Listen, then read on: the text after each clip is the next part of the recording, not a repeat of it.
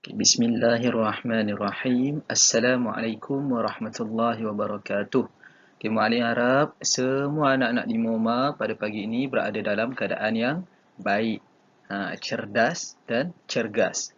Sentiasa bersedia untuk menimba ilmu. Okey, insya-Allah pertama sekali kita niatkan kita timba ilmu kerana Allah Subhanahu wa taala.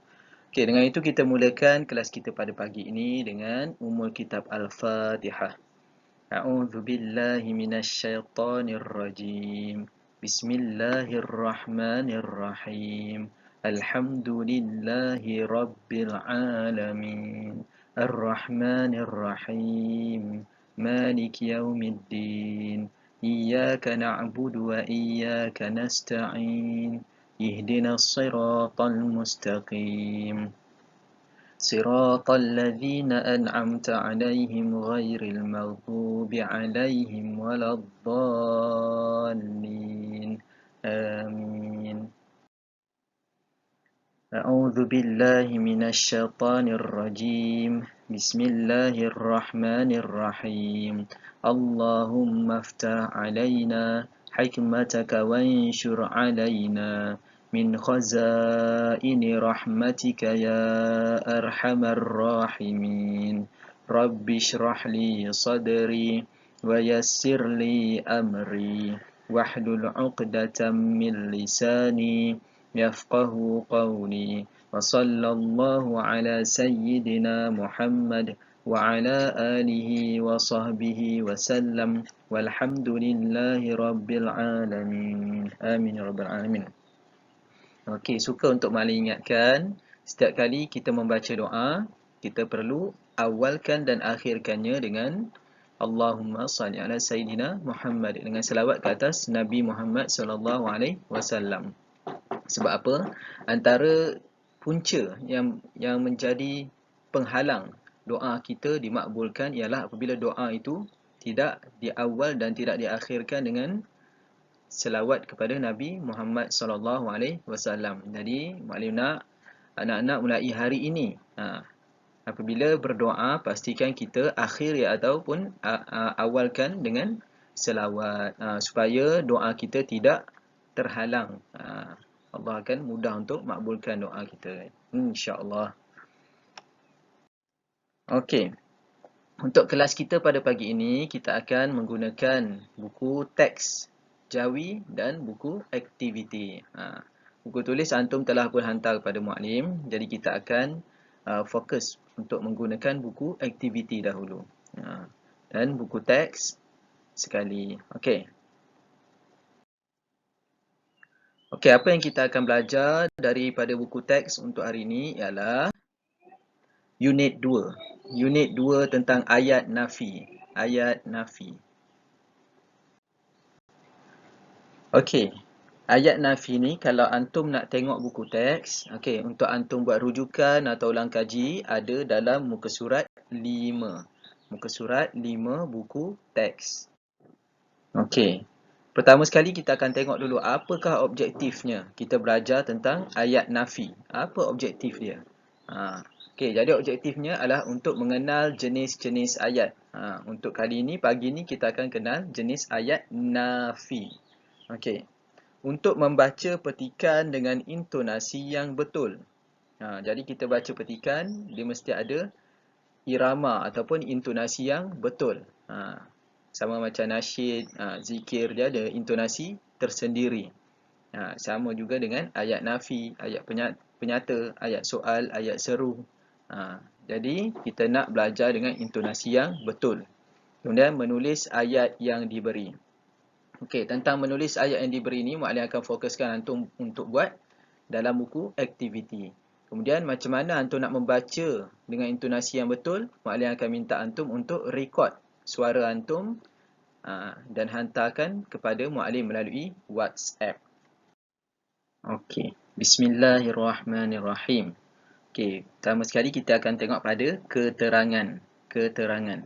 Okey, ayat nafi ialah ayat yang diucapkan untuk menafikan sesuatu perkara dengan menggunakan perkataan tidak atau bukan.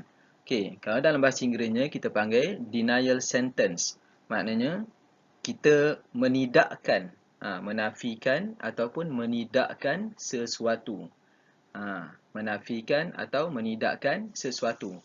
Apa dia ciri-ciri? Ayat nafi, dia ada perkataan tidak atau bukan. Bagaimana pula dengan dia punya tanda bacaan? Adakah dia mesti diakhiri dengan apa-apa tanda? Okey, ayat nafi boleh diakhiri dengan tanda titik. Tanda titik. Dan juga tanda soal. Pelik kan tanda soal? Okey, nanti kita akan tengok lagi selepas ni. Sekarang ni kita tengok dulu contoh yang tanda titik dulu.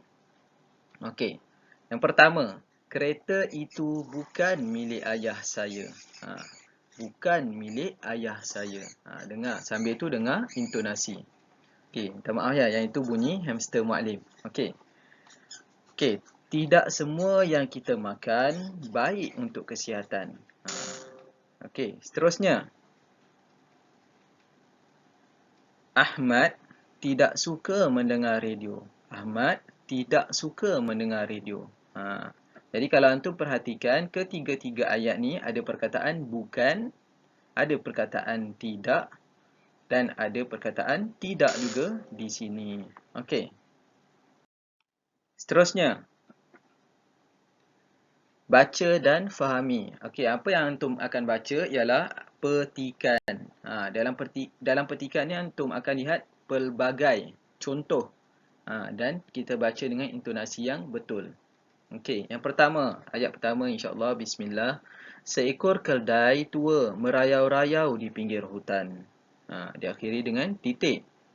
Dan dia menyatakan sesuatu. Jadi ini ayat apa? Okey, ini adalah ayat penyata. Okey, seterusnya.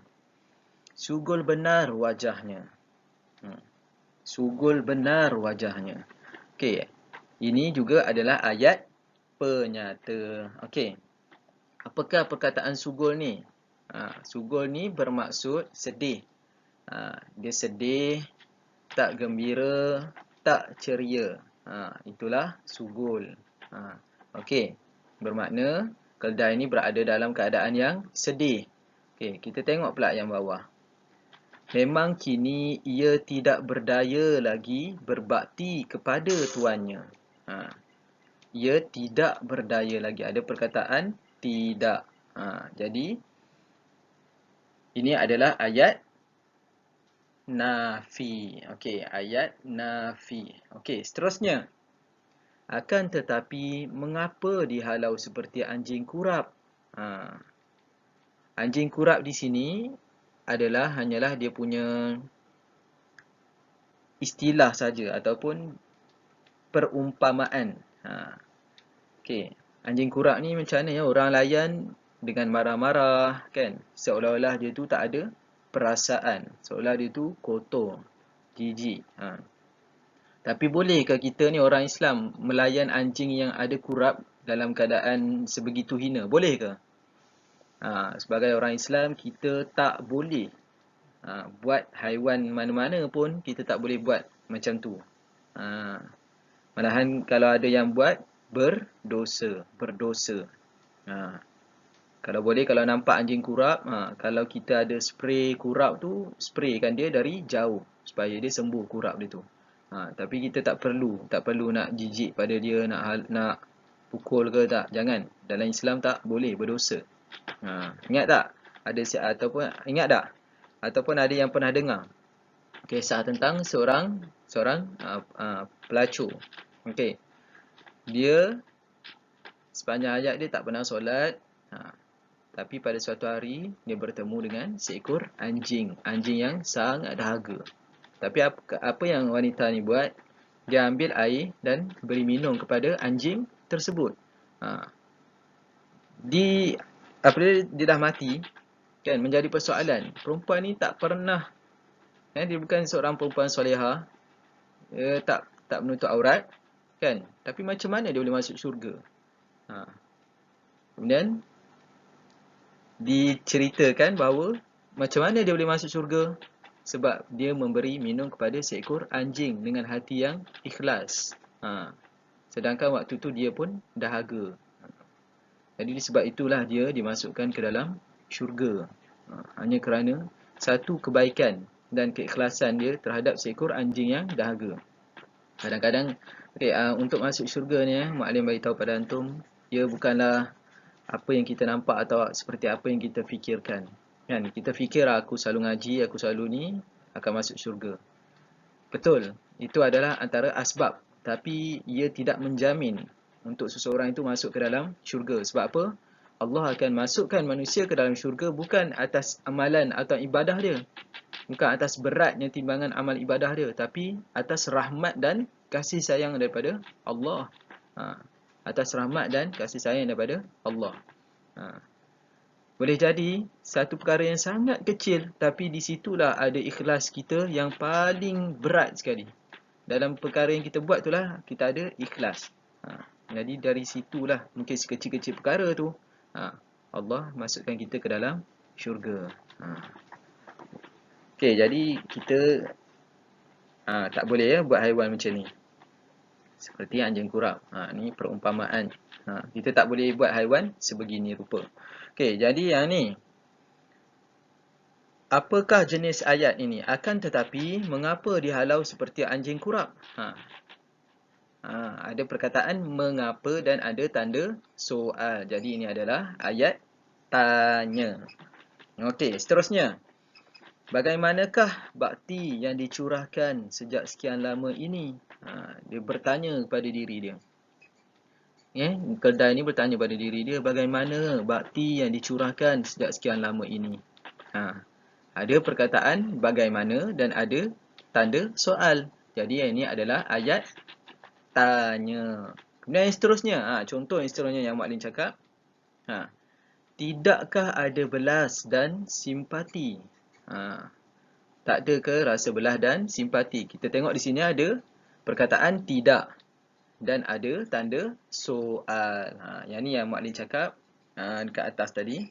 Kan ayat nafi boleh jadi diakhiri dengan noktah ataupun diakhiri dengan tanda soal. Asalkan dia ada perkataan tidak atau bukan. Contoh lagi yang lain. Bukankah kamu sekarang darjah 5? Contoh. Dia ada perkataan bukan. Bila ada perkataan bukan, dia jadi ayat nafi. Tapi cuba kalau Mukaddim tanya, sekarang kamu darjah 5, kan? Ada perkataan bukan juga, okey. Adakah sekarang kamu darjah 5? Itu ayat soal. Tapi kalau Mukaddim tanya, bukankah kamu darjah 5? Itu adalah ayat soal dalam bentuk ayat nafi. Dia dua dalam satu orang kata. Dia betul memang ayat soal. Okey, memang ayat soal, ayat tanya, tapi dia juga adalah ayat nafi. Seterusnya. Okey. Bincang dan baca ayat nafi dengan intonasi yang betul. Intonasi. Okey, di sinilah yang Mukaddim nak antum tolong rekodkan voice antum, dan hantarkan kepada Mukaddim melalui WhatsApp. Okey. Mukaddim akan bagikan contoh. Okey. Yang pertama. Bukan saya yang mengambil buku itu. Ba. Saya tidak pernah mengingkari arahan guru saya. Ta. Memberi sedekah bukan untuk menunjuk-nunjuk. Tha. KLCC bukanlah bangunan yang tertinggi di dunia. Itu adalah intonasi yang betul. Bila kita bercakap atau menafikan sesuatu, dia kena ada intonasi yang betul. Okey. Kalau antum tengok, semua ayat alif ada perkataan bukan. Ba, tidak. Ta, bukan. Tha, bukanlah. Kalau antum tengok, ada perkataan lah. Jadi, apa-apa saja ayat nafi ataupun perkataan nafi, okey, dia boleh diakhiri atau diawali dengan, dia boleh diakhiri dengan imbuhan. Imbuhan akhiran. Dia boleh ada imbuhan akhiran. Contoh bukanlah ataupun tidaklah ataupun tidakkah. Macam kita tengok yang cerita keldai tadi kan. Tidakkah. Dia ada imbuhan. Imbuhan akhiran. Okey. Imbuhan awalan tak ada. Okey. Dia ada imbuhan akhiran saja. Boleh. Walaupun ada imbuhan akhiran, dia tetap adalah ayat nafi. Seterusnya, apakah tugasan antum pada pagi ini? Okey. Tugasan antum pada pagi ini adalah untuk menyelesaikan beberapa latihan daripada buku aktiviti Jawi. Selesaikan dengan kemas dan cantik. Antum ada masa 1 jam. Ataupun dah tolak antum tengok video ni, antum ada masa lebih kurang 40 minit untuk selesaikan. Maklum nak antum selesaikan buku aktiviti muka surat 8, 9, 10 dan 11. 4 muka surat sahaja. Jika antum ada sebarang persoalan atau apa-apa yang antum tidak faham, antum boleh WhatsApp pada muallim. Okey. InsyaAllah. Maknanya kira setakat itu sahaja kelas kita pada pagi ini. Kan antum boleh sambung untuk buat latihan. Okey. InsyaAllah kita tutup kelas kita dengan tasbih kafarah dan surah Al-Am. Bismillahirrahmanirrahim. Subhanakallahumma wa bihamdika ashhadu an la ilaha illa anta astaghfiruka wa atubu ilaik. Bismillahirrahmanirrahim. Wal 'asr. Innal insana lafi khusr illa alladhina amanu wa 'amilus salihat wa tawasaw bil haqq wa tawasaw bis sabr. Assalamualaikum warahmatullahi wabarakatuh.